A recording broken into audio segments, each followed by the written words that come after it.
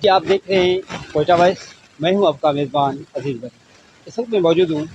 اور ڈیر اعلیٰ یار کے ماڈل ہائی اسکول میں، جہاں پہ آپ دیکھ رہے ہیں گورنمنٹ ہائی اسکول کا کتنا برا حال ہے۔ یہ صرف ایک اسکول نہیں ہے، ایسے سینکڑوں اسکول ہیں، ایسے بہت سے تعلیمی ادارے ہیں۔ برساتیں تو تھم چکی ہیں، مگر زرعی انتظامیہ یا میونسپل کمیٹی نے بارشوں کا پانی اب تک نہیں نکالا۔ بچوں کو یہاں پہ بڑی مشکلات ہیں، اور یہاں پہ آپ اس بلڈنگ کی سالی کی طرف جو آپ دیکھ رہے ہیں، یہ تقریباً 1929 میں یہ بلڈنگ بنا تھا۔ اس میں بیوروکریٹ اہم شخصیات نے تعلیم یافتہ کی، اور خود میں نے بھی میٹرک تک یہاں پہ تعلیم حاصل کی۔ اس وقت ہمارے ساتھ پرنسپل موجود ہیں، آئیے ہم اس سے جانتے ہیں کہ اسکول کے جو ہے کیا مسائل ہیں، اور اب تک اس اسکول میں جو ہے پانی کیوں نہیں نکالا جا سکا ہے، اور بچوں کو کیا تکالیف ہیں، ہم مزید ان سے جانتے ہیں۔ کیا کہنا ہے آپ کا؟ السلام علیکم عزیز بھائی، تھینک یو کوئٹہ وائس کی طرف سے میں آپ کا شکریہ ادا کرتا ہوں۔ 26 تاریخ کو پچھلے ماہ اسکول اعضا کھل چکا ہے اور اسکول رواں دوا ہے، طلباء بھی آ رہے ہیں، اساتذہ بھی حاضر ہیں۔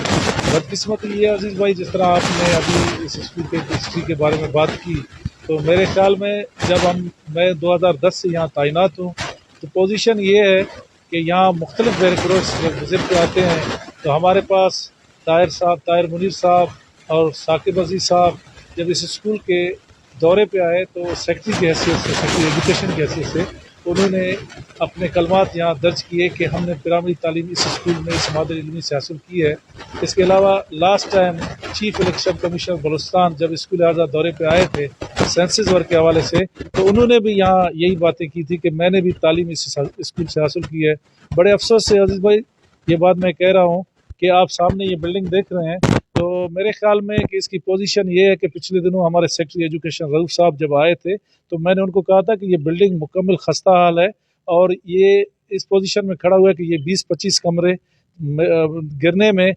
کوئی ہیچ محسوس نہیں کریں گے، اور چھتیں مکمل ڈیمیج ہیں، پانی کھڑا ہوا ہے، ہمیں مختلف قسم کی دشواریاں ہیں، بیماریاں ہیں، جس سے اس پانی سے سانپ بچھو اور چیزیں بھی ہیں، اسپرے کی بھی ضرورت پڑتی ہے۔ تو گورنمنٹ کی طرف سے اس وقت تک کوئی بھی انیشیٹو نہیں لیا گیا ہے، تو آپ کو میں ویلکم کرتا ہوں کہ آپ اس کا وزٹ کریں اور دیکھیں کہ اسکول کس پوزیشن میں ہے۔ اور آپ نے ابھی کلاسوں کا بھی وزٹ کیا، اس وقت ہمارے پاس 200 بچے آئے ہیں، 1500 کے لگ بھگ اس اسکول کی اسٹرینتھ ہے، اور یہ تاریخی اسکول ہے، اور یہ ابھی تاریخی اسکول اپنے آخری لڑکھڑانے کی پوزیشن میں یہ بلڈنگ کھڑی ہوئی ہے۔ تو میں حکام بالا سے گزارش کرتا ہوں کہ اس مادر علمی کی طرف توجہ دیں۔ اگر کسی قوم کی تاریخ ہے تو مادر علمی